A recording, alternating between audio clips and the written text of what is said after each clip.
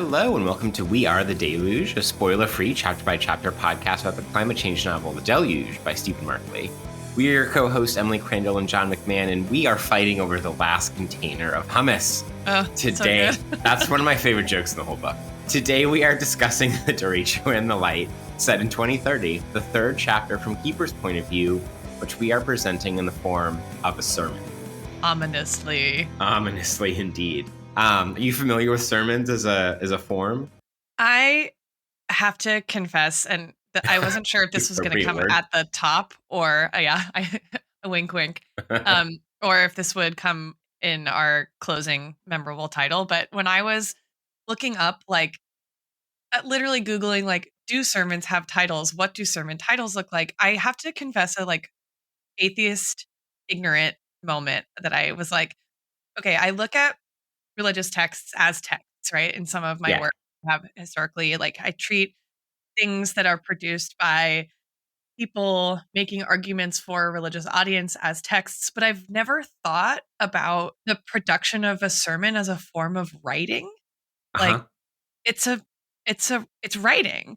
And there's all this, what I noticed on the internet is there's a whole microcosm of pedagogy instruction on sermon writing, how to write a good sermon, how to write a good title, and critiques of titles that are flashy and that don't actually convey any kind of content or substance. And I just today I'm like, wow, I'm a little bit of a moron when it comes to things pertaining to the sermon, kind of capital T, capital S. So this is going to be interesting. I mean, I'm going off of two sources here. One being a Christmas and Easter Catholic light growing up, applying it to the Protestant setting of Raquel's church that Keeper becomes saved at. And number two, extensive deep dives on the other podcast I'm on into the young Pope and new Pope. Oh, okay. That's really relevant. Two incredible shows. And honestly, it makes me wish that I had made those my cultural artifact. I love that. It's not too late, John. It's not too late. But I think we begin with scripture? Yes. We have to figure out, what was, and again, I grew up occasionally going to a Catholic church. We have to talk about what the readings were for the week. Emily, I think you should go first. Okay. I'm a little nervous. This was something I had to pull out of the crevices of my brain from studying for theory comps. Incredible. I'm going to take us to Leo Strauss. Oh, yes. I'm ready. If I may. I was thinking about, so there's a couple different shapes, I think, that religion takes in this chapter, right? There's this undercurrent of Keeper just wrestling with himself, and which we talked about all the way back in book one as having a kind of religiosity to it, right? He has the cross tattooed on his arm, and he's sort of why do I have this? And then at the end of this chapter, he has this moment where he's you remember why you got it, right? Or what it stands for. There's the actual church that he becomes saved at. He becomes saved, right? Yes. And then there's this the pastor is still lurking in the background, right? Yes, definitely.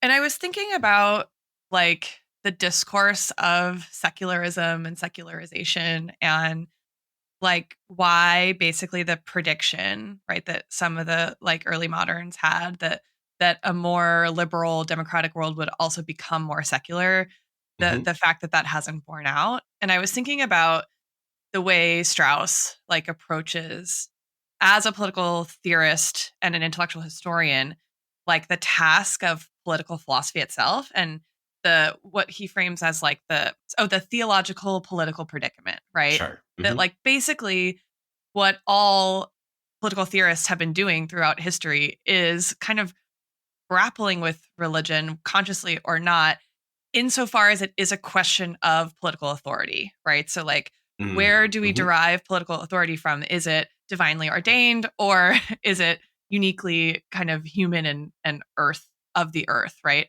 Or am I going to try to do both and yes, you write Leviathan, reconcile, and parts 3 and 4 of Leviathan? Yes. Which only me and John Keller. I mean, I haven't, so I mean, am I supposed to say that on the podcast? Is that illegal?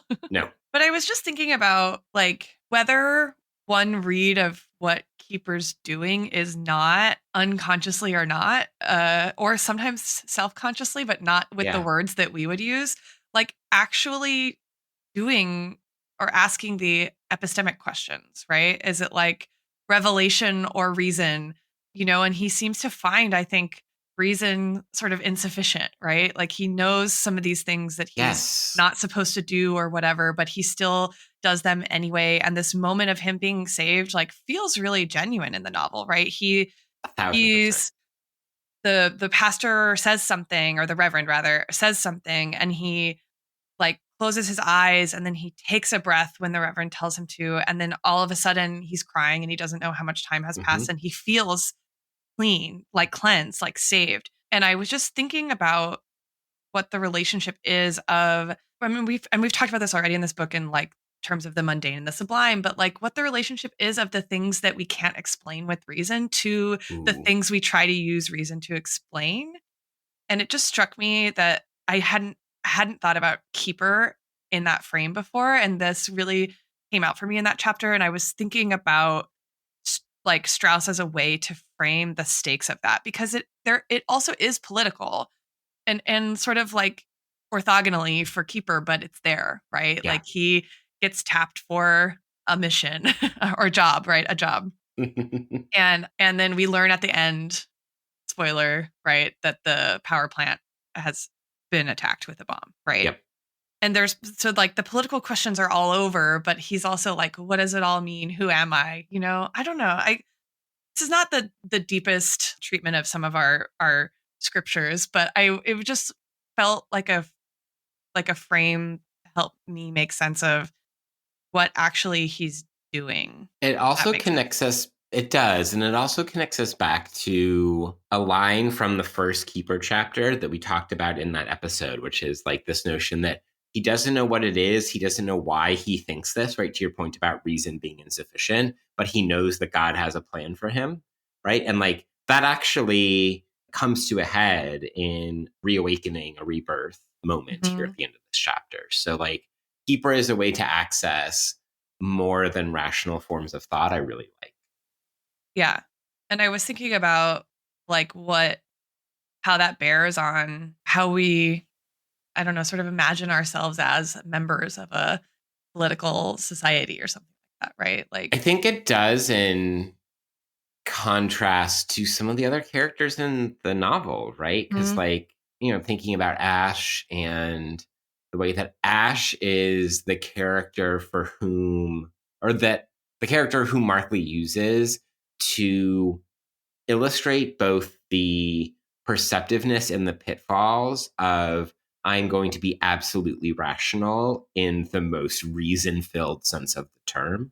mm, And so offering Keeper as a total contrast in oh so many ways to Ash maybe opens up something about the like, yeah. you don't want to be, maybe you don't want to be Keeper's relationship to reason, emotions, identity, other people, on and on and on.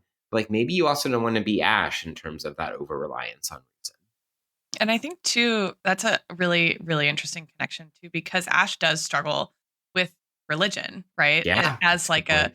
way that a thing that was a sort of like specter of his family and his childhood, and a thing he feel like that kind of contributes to his feeling of distance from them, right? He doesn't like, it doesn't make sense to his rational brain, but Mm-hmm. he's like explicitly asking the questions. And I think Keeper is doing the work, right? Mm-hmm. Of like Mm-hmm. of reckoning with that feeling of like that reason won't get me there. And it's like I don't know, maybe they're actually more similar than I love that.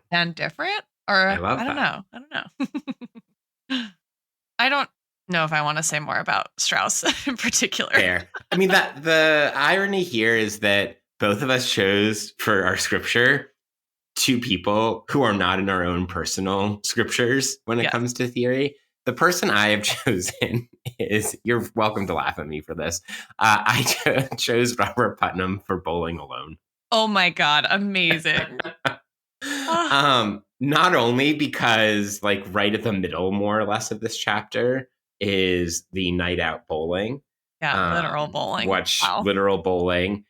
And so if we take it on a most literal character level, yes, Keeper is bowling with his bros, question mark.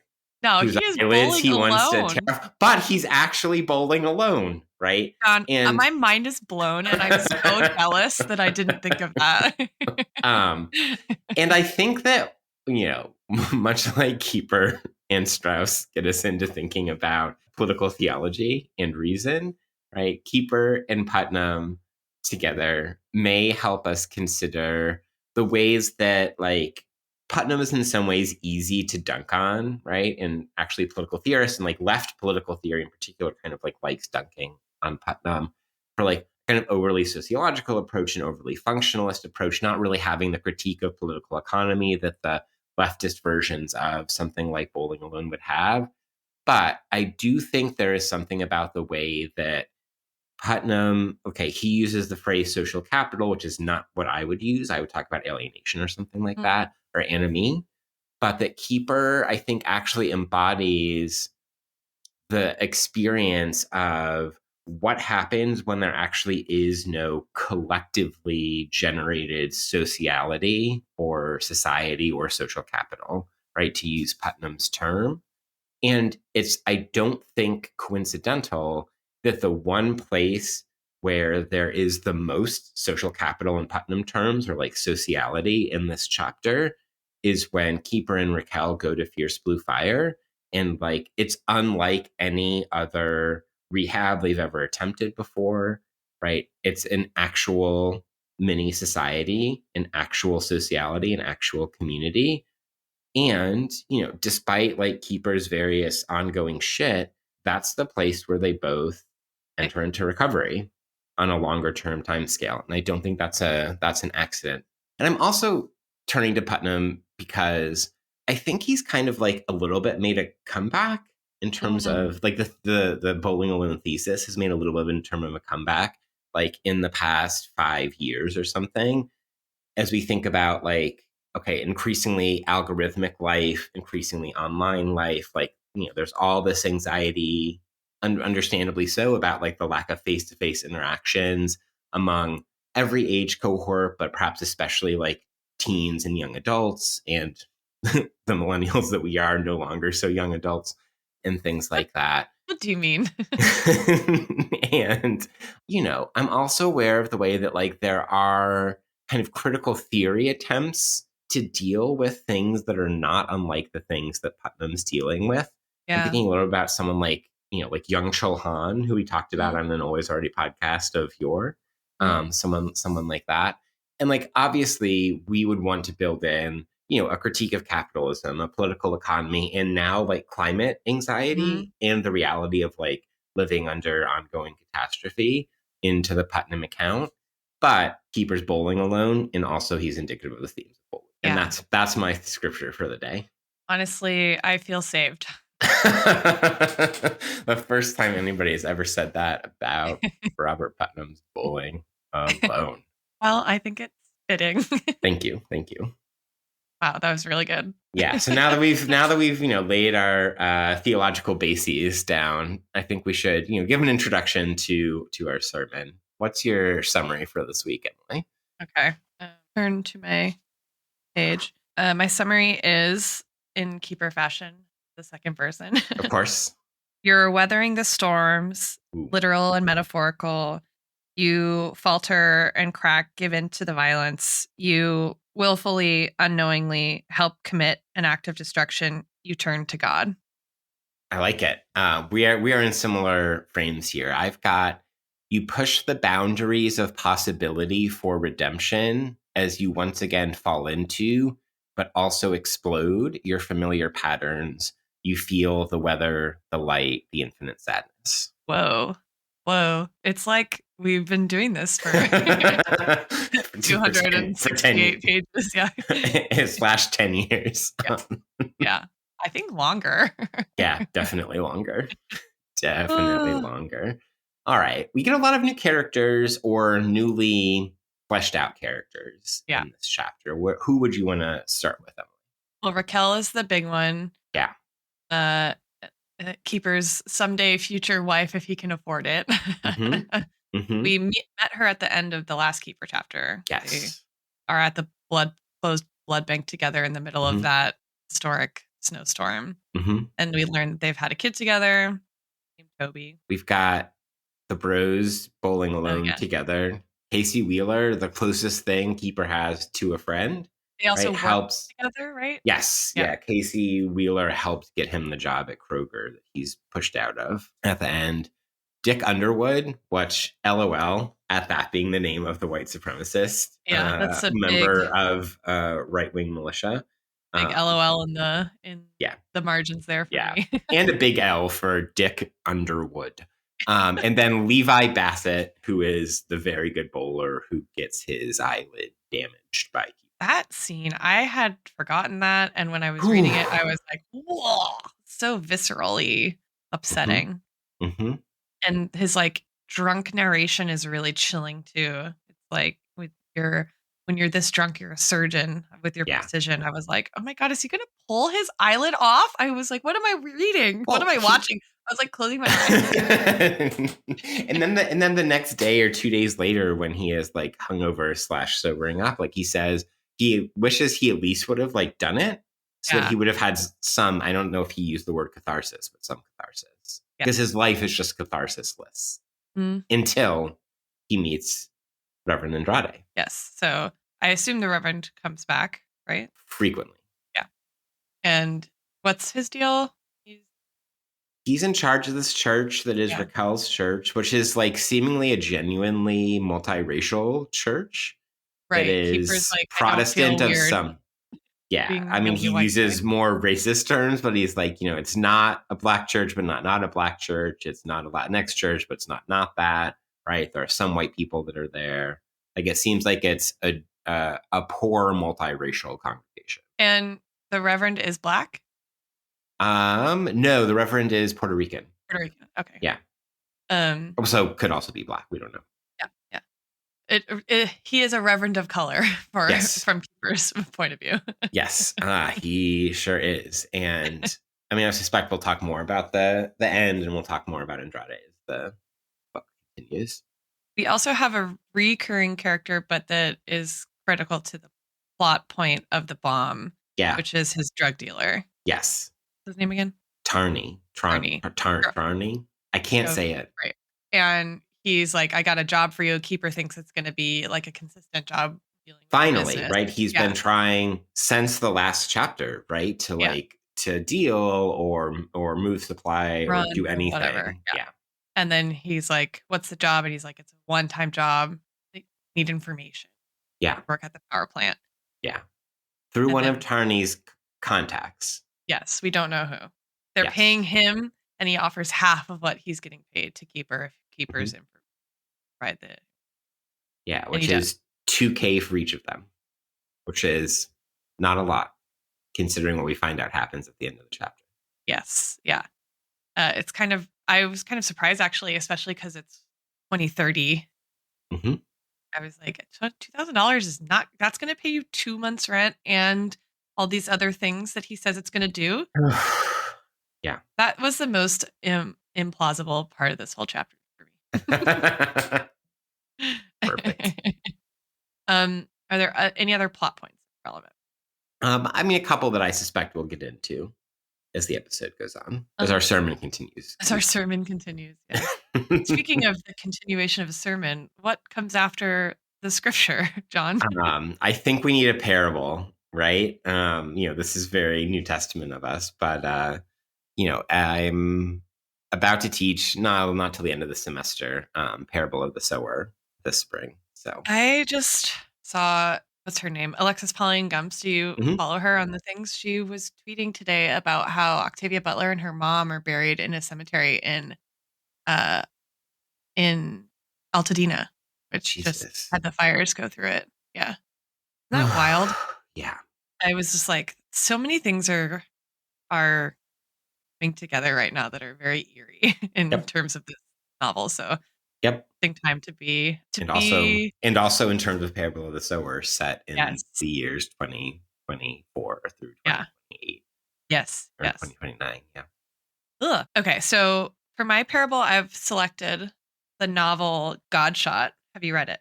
I have not. It's written by It's canon.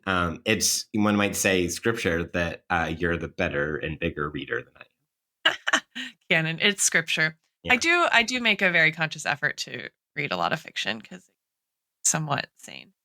Okay, this novel is by a woman named Chelsea Beaker, who's actually from the Central Valley of California, which is where I am from. And she is, I think, a little older than us. But the novel is basically about a small Central Valley town that is sort of like, I think, a kind of classic Central Valley California town that has suffered economically from the kind of flight of small farming and the dominance of mass scale farming, and then the kind of bargain that these localities made with the state to get prisons, right? So, like the shift from a sort of family local farming economy to like a prison economy, and the sort of like all the people that get kind of left behind that shift. And in this novel, a small town like that has a pastor who comes to town. His name is Pastor Vern, who like basically starts a cult, right, that is premised loosely on evangelical or Protestant kind of religious tenets, and it's a story about like mother loss, Mm-hmm. motherlessness, motherhood, and like more so I think than it is about the struggle between reason and revelation. But it's an interesting context because I feel like Keeper, we talked about this in book 1 too. Keeper doesn't like explicitly kind of like take up his own masculinity, but it's very latent, I think, in the way Yes, he absolutely. narrates himself and in the way he talks about like loneliness and all that kind of stuff. And like the sort of absence of family or the presence of a family that's far away that he has like alienated himself from is like very much a kind of skeleton of his chapters and of his experience. And I was thinking about like the idea of having a mother but still feeling or experiencing motherlessness. Mm-hmm. And like that, he has a kid that he doesn't ever see. And so that there's like the mother of his kid who he doesn't have a relationship with as a mother, right? And there's like all these kind of mothers around him that he is sort of like at remove from. And when he finally, gets saved, his narration is that he's reckoning with what's always been there, like a what's the phrase he uses? In infinite sadness. Infinite sadness, right? And like, I don't know, it just like resonated with the idea of kind of like motherlessness for me, Yeah. even if it's not explicitly like I'm sad because I wasn't loved enough, right? But there is an element of like I don't think I deserve to be loved, or he thinks he doesn't deserve to be loved there, which I think has to do with, right, like whether you've felt loved or cared for in some sense. Not a like it's always the mother's fault type of thing, but there is sort of that, right? Like in his relationship with his mother in the first book is like, he or was it in the second book where he like breaks into her house and steals all of her shit, right? It's Yeah. like Second chapter. he sort of renders himself motherless, if that Absolutely. makes sense. I mean, and he even in this chapter talks about how like he called his mom for the first time in a long time and told her that he was, that he Yeah. was not on drugs anymore, and she like can't believe it when I'll see it. Yeah. Was her She's like, okay, response. cool. Good for you. Like, Yeah, you know, rolls her eyes, hangs up the phone because probably also she's remembering things that he doesn't, right? correct. Which is also something that happens in this chapter with Raquel, right? He in his blackout, right, like says, "Oh, I was hurling slurs at them behind the door. I don't really remember," but she's obviously not drunk and she remembers every single All of it. word, Yeah. right? And so like that the way that his relationship with all the mother figures in his life is mediated through the shit he does when he's blacked out that he doesn't remember just struck me as a kind of thematic through line in his chapters that I hadn't really thought about in that frame. And I thought this novel kind of pairs really nicely with that novel on those questions. And like, what is the relationship between a turn to religion when you feel desperate and infinitely sad, right? And the experience of not having enough love in your affective relations with others, right? Or your familial connections with others. So, and it sounds like also some economic geography of all of yeah, that too. absolutely. The land is desperate, right? In Godshot, like all the farms have dried up except like this one farm or this one garden in one person's yard, and it's like both a literal description of the devastation of this area, but also I think metaphor, right, for that purposelessness. So it's a good novel. I recommend it, but I hadn't thought about Mothers and Keeper, and then I was recalled to mind this book mostly because of the pastor figure. And then when I went to think about the book again, I was like, oh, there's this thread here that's actually also here. It's Yeah. fun. I I guess love it. that's why to have parables, right? Yes. This is a Galaxy Brain Take. My cultural artifact is the film Dunkirk, the Oh, Christopher Nolan movie. So this comes out of Charney's reference to the Blitz, right? And he likens what's happening climate wise to in the storms that they're experiencing in the Midwest to what it must have been like to live in London, right, during the Blitz when everything is being bombed. Like there's that direct reference. I'm cognizant as well of like the discourse both in our own world and in the world of the novel, right? This is Tony's entire framing is that you need to like go on war footing to wow. combat climate change. So like that's happening. But that's actually the like structure of the movie that I'm interested in vis-a-vis Mm, Markley, because this is a movie where there are several plot lines focused on different characters operating at different temporalities, but they all have to converge at some point. wow. So we've spent so much in this. You have been, I think, much better about paying attention to this than I have. The way that temporality is working and at times not working in Mhm. this novel. And in this chapter, while after Tarney's like, this is like the Blitz, and while he's explaining to Keeper the bare bones of this mission, is literally futzing with a pocket watch, right? He's Yeah. playing with time the whole conversation while asking, implicit questions about like war and violence and the nation and Mhm. national myths and all of that as well. Plus, we get like the temporality of us as readers about the bombing of this power plant, right? Because like it is both has like already happened and is like kind of yet to happen based on things that we're gonna read later on. So just like the way this from the war part and the Blitz reference to the structure point, I was thinking about this, and it made me a little bit like I'm dying to know whether Markley is a Nolan fan or a Nolan hater. Ooh, okay, we'll just add it to the list of questions Yeah, that we'll ask him exactly. when we get him Exactly. on our podcast. Yeah. And I'd also point out that I think that Dunkirk and maybe like the whole Nolan project is something that like Keeper would laugh at and find utterly pretentious and ridiculous. Yeah, that it's like I'm I'm imagining okay, so I've been watching films with my climate apocalypse and popular culture class, and this week we watched Soylent Green. Have you seen that? It's from 1973. I've never actually seen Soylent Green, It shamefully. is it is unhinged. It's an unhinged film. It's worth a watch, I think. But we watched that, Snowpiercer, and we watched Waterworld and Mad Max Fury Road. Nice. And I was really struck by in the older films, like the way they render the world like flat and dull and dark and dirty, right? In the apocalypse, sort of storytelling wise. But I find myself in reading Keeper chapters, like, actually, that's how I imagine Ohio in 2030 is like flat Yeah. and dark and dingy and like it was filmed in 1973. Yeah. And but that's how I'm Keeper kind of describes it in certain ways. yeah, but I'm picturing that against like the high gloss, high color saturation, like brightness of like a Nolan film, right? And that like that Mm-hmm. even that to Keeper is going to be like bullshit, you know? Yeah. I don't know. This is great. I love this Yeah. artifact. And like I suppose that the movie from last year, Blitz, is the more at hand reference because it's more directly about the Blitz itself. And like you also have a multiracial family, a multiracial kid in that movie, but I haven't actually seen it. And I find it amusing to think about Markley and Nolan together. Yeah, it is amusing. I need to know if he's a lover or hater. I had a couple Super fan or super enemy. I had a couple of very minor alt possibilities. 2 songs.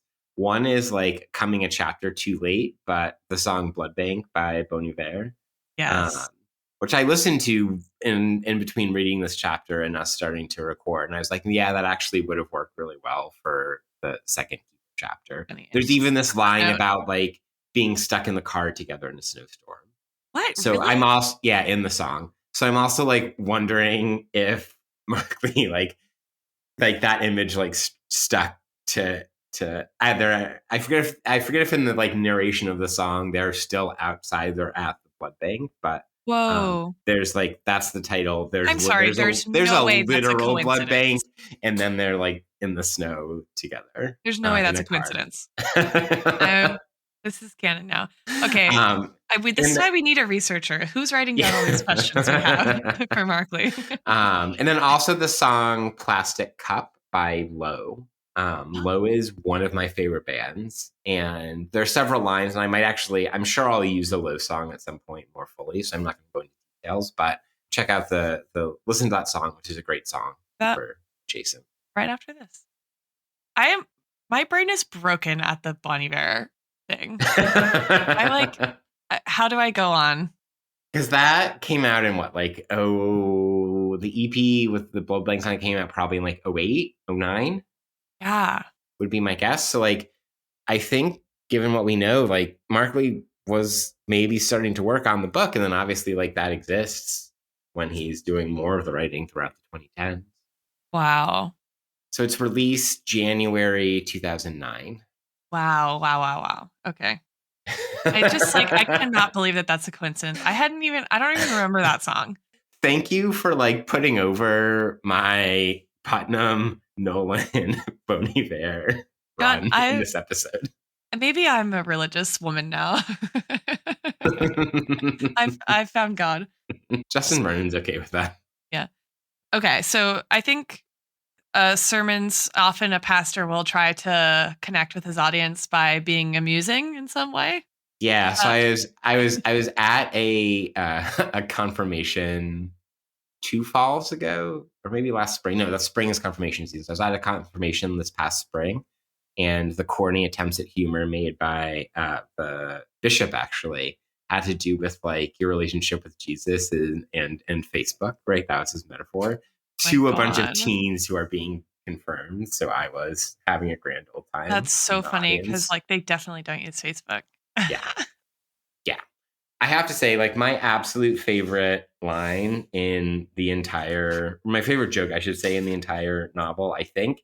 And the joke that is, I think, for me, the core of there's a certain bougie millennial nature to the comedy is the bottom of 272. And it's what I referenced at the beginning. And Keeper's talking about, like, what it means to labor, right? To be a worker at this grocery store. And then he gives us this. It feels like every last resident is there elbowing each other for bologna and beans. You have to settle a dispute between 2 women who think they were first the last container of hummus. And you know what? That would be me, right? I would be like, this is my hummus.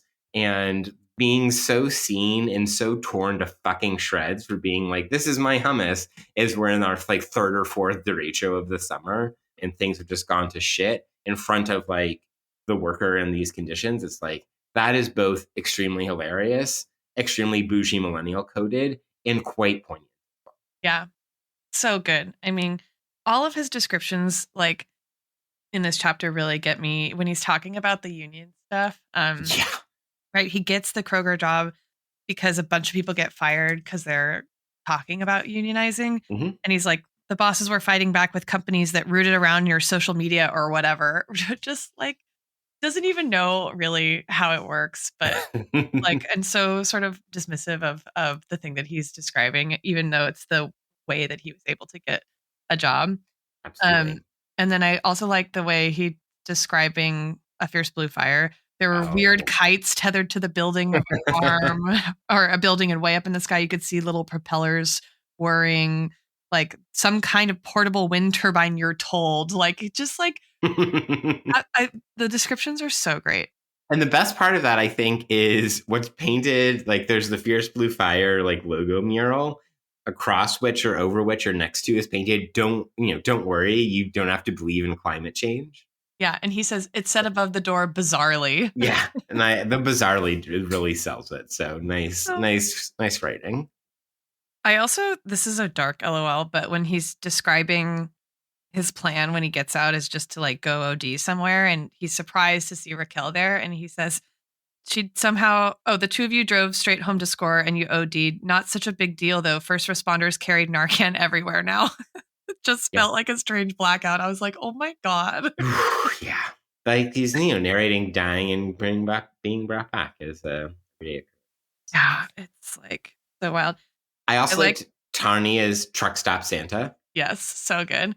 I also like the description of Julian as a guy you would beat up on a playground if adults could do such things. A couple of pages before Keeper does the adult thing of like, punching someone and then pulling out their eyelid. I also like when he describes Casey as lifting his Kroger ball cap and scratching what gruel remains of his hair. Gruel. Yikes. I was like, what does that even mean? I can't picture that. I have no idea. I also like when he's talking about the Reverend needing save him so that because of the pastor, he says, now half of every church congregation in the country stays home on Sundays to watch the pastor yip and cavort around in VR. Yipping and cavorting, I think, was also a candidate for our intros for this episode. Oh, that would have been so good. Yeah. Yeah, just like so much. All my marginal LOL notes are like very dark. Mm-hmm. There's a lot to put that next to. I like that he's specifically eating Fritos, like capital F, not just like a random chip or snack. Yep. I don't know if that's significant, but it jumped out at me. I mean, I feel like the Midwest and the South are like your prime Frito belt. Fritos are good. When was the last time you had Legit. a Frito? Last time I was at my parents' house last summer. Yeah. I really like when he goes back to work after the incident 2 days later, and Casey simply says, "No more bowling, I guess." Only bowling alone. Now I'm just reading the chapter. That's fine. I don't know. Were there any more LOLs that got you? No, I'm gonna be stuck forever on they were fighting over the last hummus. So good. I mean, wow. I think that's all the ones I had. All right, now that we've connected with our audience through humor, time to get into the meat of this. For the themes and reactions, maybe we can start by talking about the structure or several structural components of this chapter. And I don't know, I'm going to give you a couple options and then like take us where you think we should go. I think one option that you pointed out before we started recording is that we kind of once again have the like, what is the climate politics of Keeper in general and Keeper in this chapter? But then I think there's some other things too. There's the like, we could talk about with Speed and Violence is the name of this book within the novel, but also is an apt name for this Keeper chapter, right? We have the fact that both book 2 and book 3 start with Keeper chapters, which is fascinating. And that might tie into like, what is Keeper doing in this climate politics novel or in this sci-fi? And then there's also the opening line of the chapter, which of course I'm not actually turned to.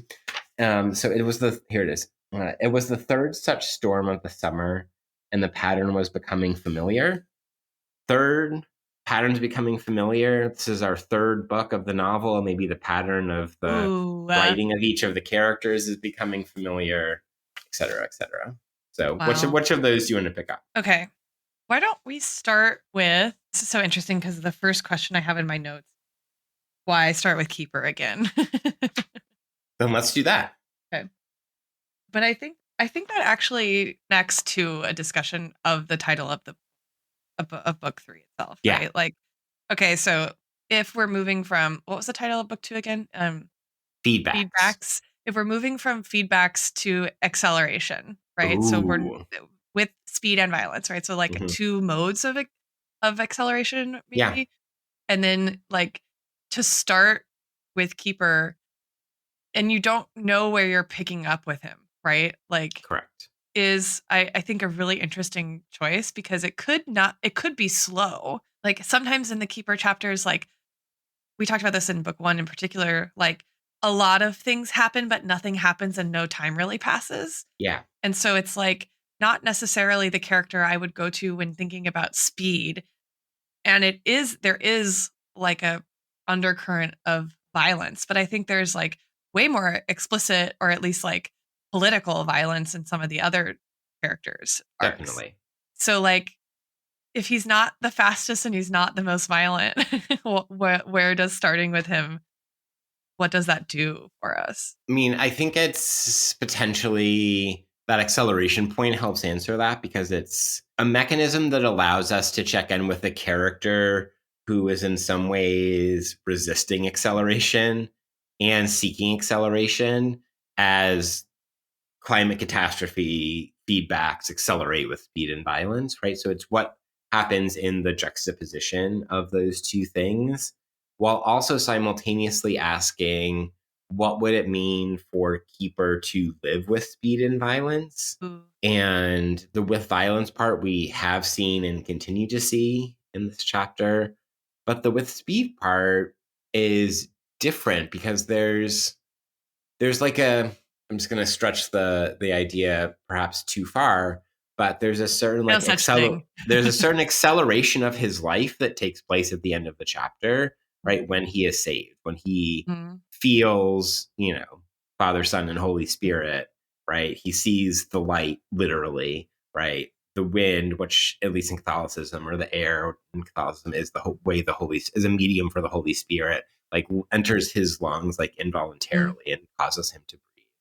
So I don't know, there's something that strikes me as like the saving is the speed. And then I think more broadly there's with speed and violence is also an apt name for what has and will continue to happen in book 3 of this novel in the context of the novel as a whole, right? In some ways that's a result of the compression of time, right? Where there was from book 1 to book 2 a substantial time jump. Book 2 ends in 2029 with Jackie, right? And it picks up in 2030 with Keeper. Both of them looking at lightning that's blue and purple. I would also note while we're on the subject. Yeah. Well, right. And so like with speed and violence, and then to begin with like revelation, right? Yes. It's very interesting. Also that. Yeah. Yeah. I was also interested in like the title of this chapter too. The derecho is a name that originates in the Midwest. Did you know that? Did you look it up? I did not. Yeah. Okay. So the scientist who coined that as a name for a storm was a professor. I forget what university, but somewhere in Iowa, Gustavus Heinrichs, and he used it to describe a storm in 1877, and like first published the term in 1888 in like a paper, and he borrowed it from Spanish. It's a word in Spanish that means straight, like straight ahead, to describe the winds. The winds were straight rather than, I don't know, spirally swirling? Or something. Yeah. Swirling. Yeah. So I thought that was kind of interesting too. It's like, I just feel like the Keeper chapters are like the heart of this novel in a way and maybe that's part of it. Like they're sort of like the geographic center, kind of literally. And I don't know. I feel like there's something about the Midwest. Like the Midwest is also a character in the novel, not just the weather. But that's the thing, is that it's like that the weather is a character and the Midwest is a character come together. Yes. Yeah. Chapters. Yeah. Yeah. And like he's experiencing the weather in this chapter. Do you think he believes in climate change? I have no idea. I was wondering that too, because when he says bizarrely flagging, like you don't have to believe in climate change to go to rehab here, I was like, does he? What like it's? I feel like we get the most visceral experience of weather in the Keeper chapters, and never a discussion of climate change, right?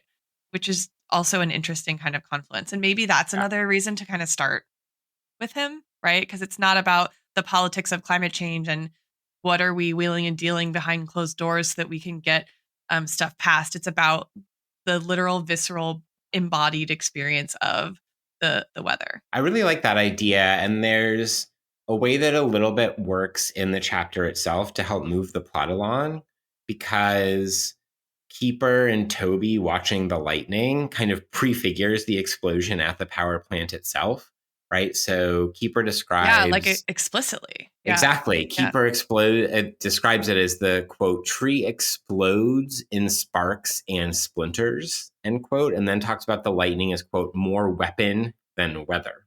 Yeah. Oh, that's good. Those are both on 268. That is good. I just remembered I forgot to add something to why I thought of Godshot. There's a really interesting reference that Keeper makes to Raquel's life that's like hints at some pretty gnarly trauma, which is also like very heavily featured in the story of this like small Central California town, right? But like she says she offers to get an abortion and she's like, I've done it before. And he says, like, I knew what she was talking about. She lived with like an old man from when she was a young girl. And it's like, ugh, it's like so like again, very casual in the like the heavy stuff. Yeah, and also speaks to, I mean, Keeper, even more so than the first two Keeper chapters, ruminates on these familiar patterns of his life. And that plot, that being written in the second person kind of brings to the fore the does he happen to the world or does the world happen to him agency question. So he talks to me in a couple instances, right? When he thinks about maybe it'd be better to just become like a tree remover given all of the storms. He says, quote, it's your typical dead end thinking, ideas you'll never do anything about, quote. Or on 270, he talks about, quote, why did you have to be like this? Why did everything have to be like this? Right? So it's from him all the time to everything all of the time like this. And that's him figuring out what he wants to do with Raquel. And then later on, he talks about, and then after that, the shame. This is like as he's hungover or whatever from his bender. The shame of your whole of life, which is a fascinating phrase. Not your whole life, your whole of life. The shame of being. Yeah. Whoa. That's a good phrase. Which one? The shame of being. Yeah. I feel like we've read that theory. In grad school. Yeah. So funny. What do you think the significance of the reveal of the bomb? So like the very last paragraph, right? Raquel says, you know, that noise you heard must have been the power plant. There was an explosion. She holds up her phone. You can see a small picture of the station, black smoke billowing from a hole, fire trucks streaming. Raquel looks at her phone again. This here says it was a bomb. I like it, having it filtered explicitly through her phone, and then you get a description of the image, but like the description of the image is probably a little more vibrant than like the thing that they're actually seeing on the phone. And like that mediation was really interesting to me. I think it's a little bit perhaps Markley playing with the reader because, you know, I feel fine saying we will find out more about this bombing in later chapters. Yeah.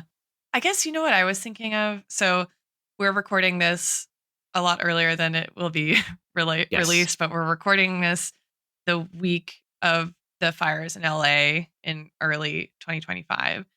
And I've been seeing this, it's like some version of this like tweet or meme or whatever going around that's like, and I can't remember who the quote is attributed to, but it's like basically the disasters, we're going to keep looking at them through our phones until we're the ones like taking the videos or whatever. Yeah, I've definitely seen that as well. And when I was reading, like going through this chapter again this morning in prep to record, I was like, ugh, like we're literally seeing it through her phone in the closing bit of this chapter. It's kind of an interesting, I wonder if that's like also a wink or a prod or like some other, I don't know if it's like a cautionary note or a chastising, right, of the like way we consume disasters through our phone or something like that.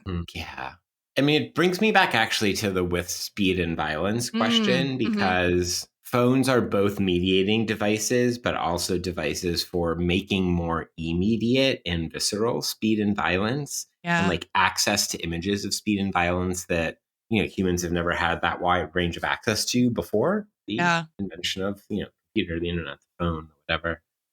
And there's a way in which so much of not just like the weather as a result of climate change, but also the various political forces are accelerating, right?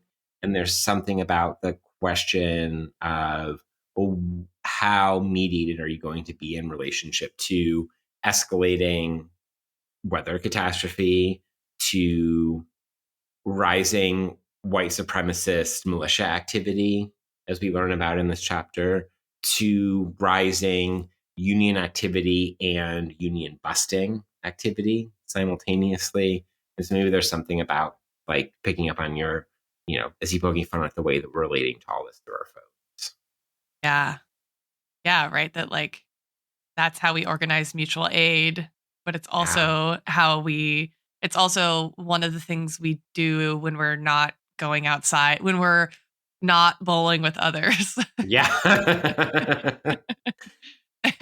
I also think the bomb being revealed at the end is just a layer of tragedy on Keeper's life and Raquel's life, full of tragedies, because it's Keeper literally goes to bed and wakes up truly reborn in the evangelical sense of the idea. Yeah. Right? He's like, this is the first day I don't want to get high in a long time or drink in a long time. Right? I feel like it's this new beginning for me. It's a new beginning with Raquel. Like, we're having breakfast together. It's all great. We're going to get married someday. Yeah. And then Raquel shows him the phone. And it's like, here, Keeper is ready for his new life. And then this here says it was a bomb. Right? And there's something about the fulfilling of Keeper's self-prophecy, right? That nothing can ever go right for him. That this is actually a chance at something totally new and different in his life. But through partly his own choices, but not entirely, or maybe primarily his own choices, that's getting snatched away. Yeah. We think. Yeah. I think that's a really useful way to think about that. Because it does end, it feels a little cliffhangery, right? Like, yeah, you get lulled into his optimism or his hope for the future. And then it's like, this here says it was a bomb. That's like, you can't just say bomb, Yeah. That's illegal. And then leave. Yeah. It's like yelling fire in a movie theater. That's exactly where my mind went. Good political science moment for us both. Oh my God. Are there other structure things we want to say, or do we want to kind of pivot to the politics things that you were just flagging? Or I think you were kind of flagging more politics things. So if you want to take us there, let's go for it. Yeah, I just was really struck by those like two phenomena that you just mentioned of, on the one hand, the fact that like he is having a hard time getting employed after he gets out of prison, but the only way he's able to is because the Kroger's like just straight up firing anyone who's even thinking about, talking about, tweeting about union activity. And then the interaction about union activity. Slapping. And then the like Dick Underwood reveal, right? So he's in this group called Ohio Lightfoot. Yeah. Is that a reference to something? I was like, is it? I don't know. It's gotta be. I'll work on that while you cook. And so, and it's like, and they're doing, I don't know. He says it's sort of like he seems to think doesn't really have any teeth. He calls them, every few months, a bunch of grown men got dressed up like Navy SEALs and pretended they were fighting off, the feds or the Islamic Empire or whatever. And then he's like, we have a partnership.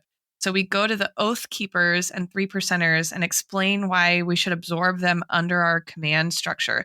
So I think this part was really interesting to me because most of the bowling incident, he's just sort of narrating the conversation as it's filtering through him because he's already foggy, right? Like he gets drunk immediately. But this one conversation is where we get like a very explicit, in quotations, like exchange of dialogue of what they're talking about. But we just come into it with this, we got money coming in through this partnership. So like Keeper's not paying attention, but like this filtered in, and that feels significant. And like, we're going to absorb these other, orgs like into our structure. And then Casey says, didn't y'all get broken up when those guys shot up the mosque school? And he's like, that wasn't us. Second of all, fake news or whatever. Right. And then Casey says killing a bunch of little kids is a false flag. And then there's like this part just resonates so much, right? He says they were Somalis, they weren't kids, they were prime recruiting age, which is just like classic, what's the Edward Said Orientalism, right? That like you can't, the enemy is not human and thus is deserving of war, violence, whatever. And it's just like, and then Keeper goes back into his head, right? Because he's like, he's looked at me because I have a black girlfriend and a biracial son. And I was like, trying to figure out if the Ohio Lightfoot, I mean, have you seen all these like headlines lately that are like talking about the sort of the move right? Like people are speculating we're maybe in the middle of another like political derangement. Yeah. And I'm like, I think my sense is that one of the sort of hypotheses is that like crisis inflection points, right? When we've talked about this a lot in this book, like resentment, economic resentment, racial resentment, those kind of like come together and they sort of like they grow teeth, right? In like moments of crisis. And then, but the other political question is like, when do they cross the threshold of becoming like politically efficacious, right? Or right. When do they become like a bargaining chip for somebody in a position of power to like reckon with and thus legitimize? And I don't know if we're getting to that in this book yet, but I think it's coming, right? Mm-hmm. Yeah. It just strikes me as another like upsetting parallel to our current moment. Yeah, I mean, I think one other related set of headlines is just the seemingly ever increasing rise of right-wing white supremacist militia activity in the US. I'm on the Lightfoot reference page on Wikipedia. I've got 3 options for you. Okay. The explosives expert in the G.I. Joe universe. Oh. Which is a possibility. An Autobot from Transformers named Lightfoot. And Operation Lightfoot is the name for part of the second battle of El Alamein in World War II, in which the Allied powers beat Panzer our unit of the Germans in Egypt. Whoa.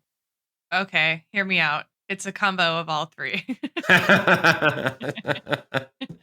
This is like biblical exegesis. Go Wasn't off. there an early aughts band called Lightfoot? Ooh, no. Oh, okay.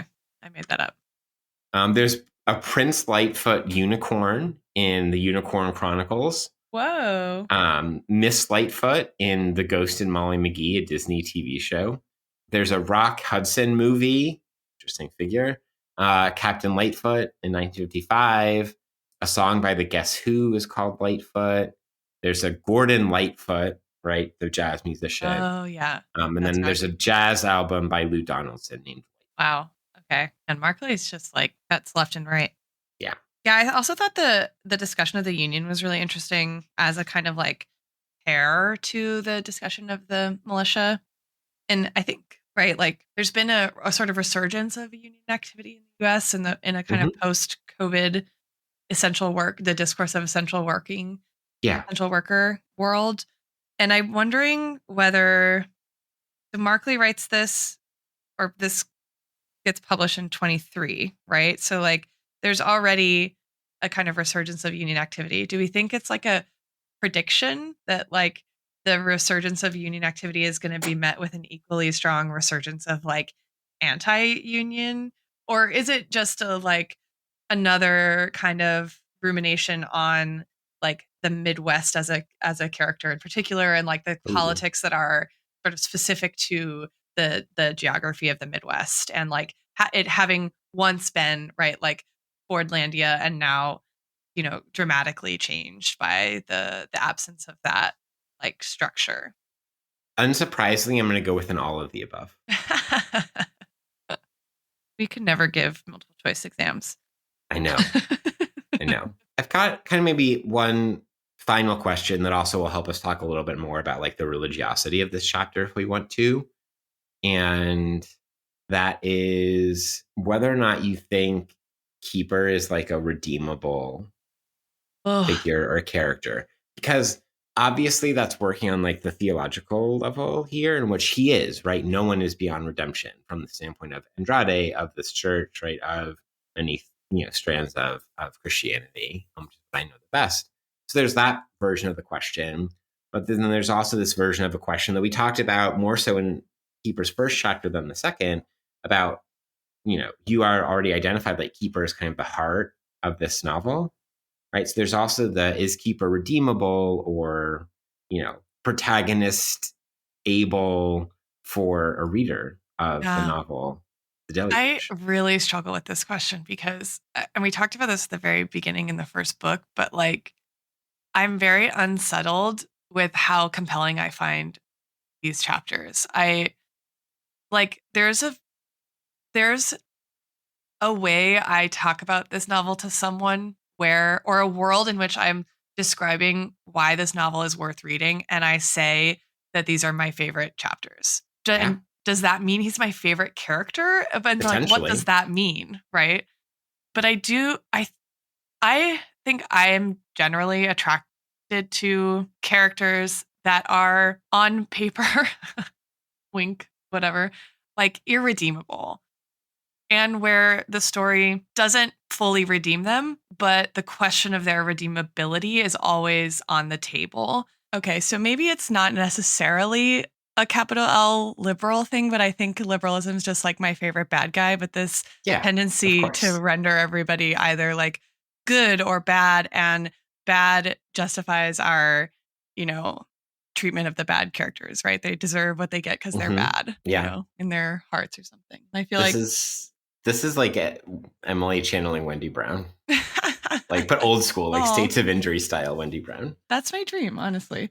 But yeah, I think he's just so, I don't know, I'm like I find myself rooting for him and wondering if he can be redeemed, what that redemption looks like, and to what is, I guess, also the question. The two what is a question, in part because of Mark Lee potentially pulling out the rug from under him right at the end of Mm, this chapter, because the structure of the end is incredibly pointed by Mark Lee and very like heavy-handed of the author, but I mean that in a non-derogatory way, hmm. because he has his redemption, he is ready for his new life, and then the bomb at the power plant is going, it seems as if it's written as, and Emily and I are trying hard to not spoil stuff later in the book, but like those two things are juxtaposed against one another very much on purpose.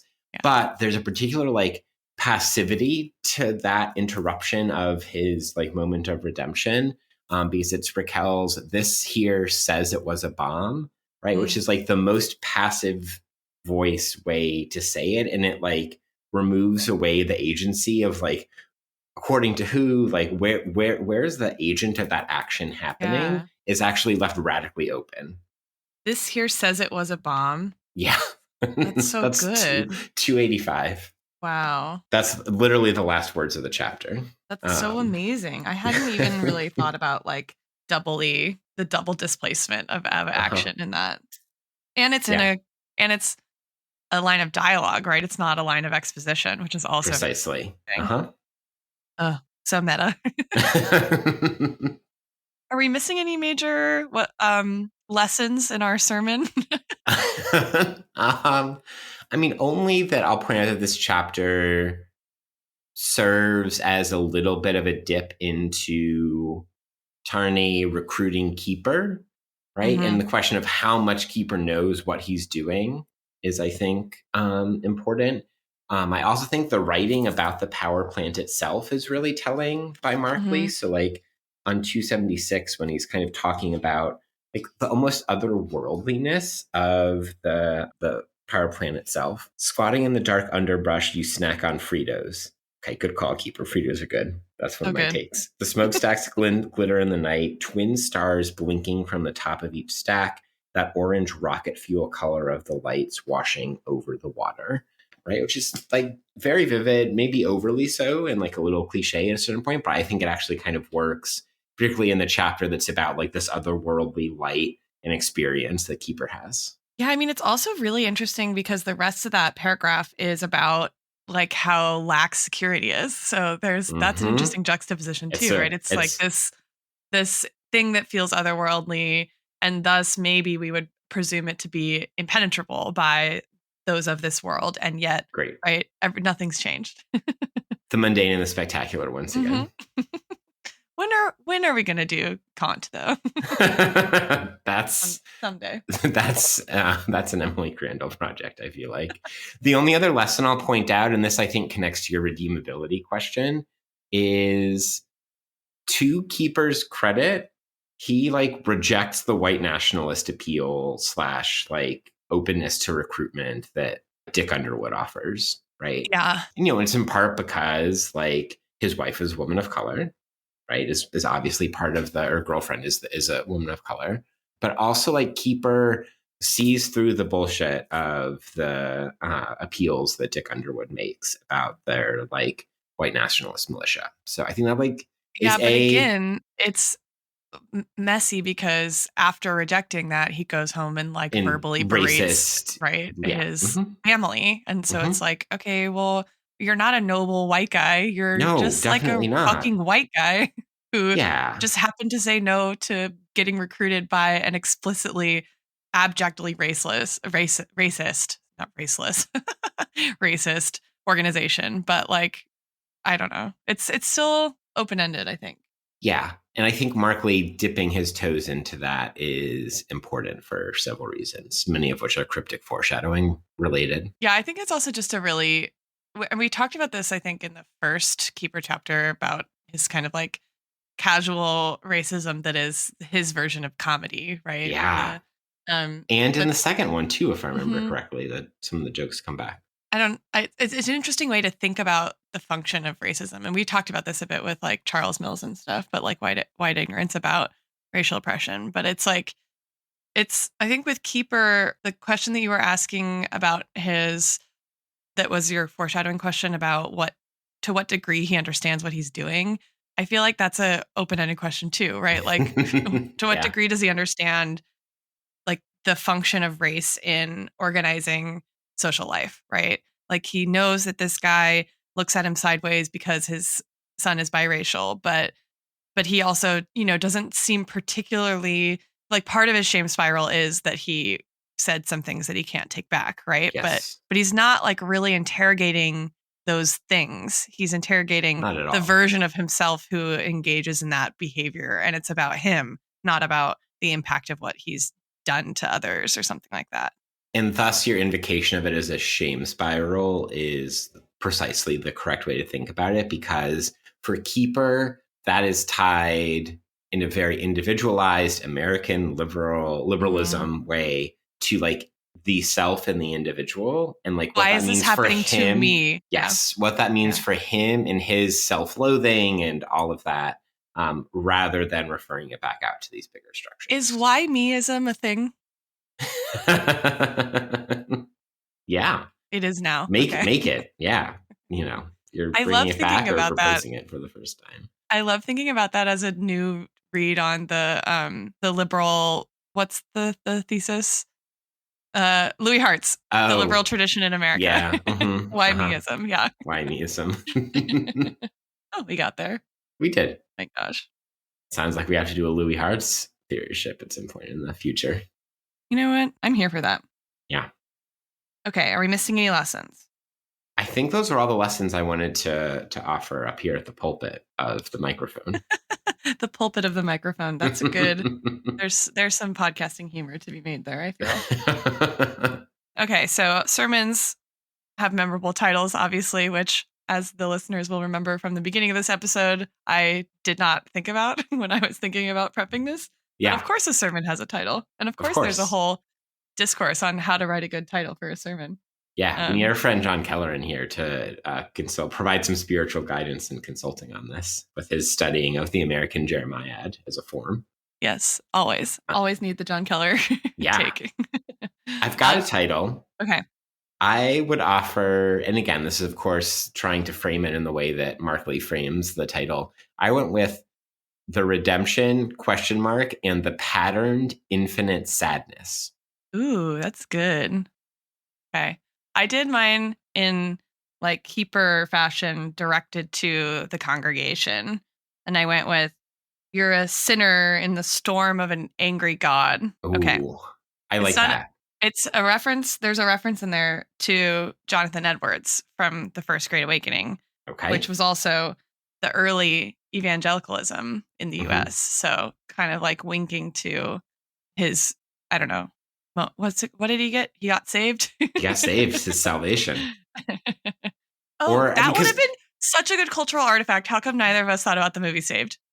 I don't know. How come neither of us thought about like George W. Bush? How come neither of us thought about like Left Behind? You know, the ground was fertile. I think we go with yours. Are you sure? Yeah. All right. I accept. Okay. Coming up next, we have an interlude featuring an AI-generated Washington Post story. And after Wait, is that real life? Is that coming next in our real life, or is that coming up next on the podcast? Both? All of the above. All of the above. And then followed by the third chapter from Shane's point of view, The Weathermen. Beautiful. Also, all in 2030, chapter. Right? I know, me too. More Foucault. Let's go. Thank you for joining us on We Are the Deluge. And we are the Deluge. We sure are.